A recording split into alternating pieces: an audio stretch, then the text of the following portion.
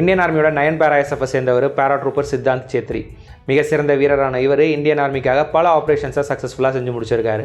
3 மே 2023 அன்னைக்கு ரஜோரியில் உள்ள கண்டி வனப்பகுதியில் பயங்கரவாதிகள் பதுங்கி இருக்கிற தகவல் கிடைச்சதும் பேராட்ரூப்பர் சித்தாந்த் சேத்ரியும் அவருடைய டீமும் அந்த இடத்த சுற்றி வளைச்சு பயங்கரவாதிகளை தேட ஆரம்பிக்கிறாங்க.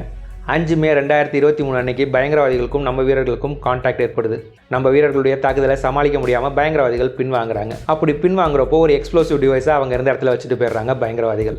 பின்வாங்குற பயங்கரவாதிகளை பேராட்ரூப்பர் சித்தாந்த் சேத்ரியோட டீம் சேஸ் பண்ணிட்டு போனாங்க. அப்போது அந்த எக்ஸ்ப்ளோசிவ் டிவைஸ் பயங்கரமாக வெடித்து சதுருது. அந்த பிளாஸ்ட்டில் பேராட்ரூப்பர் சித்தாந்த் சேத்ரி நாட்டுக்காக உயிர் தியாகம் பண்ணார். நாட்டுக்காக உயிர் தியாகம் பண்ணின பேராட்ரூப்பர் சித்தாந்த் சேத்ரியோட வயசு 24. அப்போது அவருக்கு கல்யாணமாகி வெறும் 2 மாதம் தான் ஆகியிருந்துச்சு. பயங்கரவாதிகளுடைய இந்த தாக்குதலில் பேராட்ரூப்பர் சித்தாந்த் சேத்ரி, ஹவல்தார் நீலம் சிங், நாயக் அரவிந்த் குமார், பேராட்ரூப்பர் பிரமோத் நேகி, லான்ஸ் நாயக் ருச்சின் சிங் ராவத்னு நம்மளுடைய 5 வீரர்கள் நாட்டுக்காக அவங்களோட உயிரை தியாகம் பண்ணாங்க.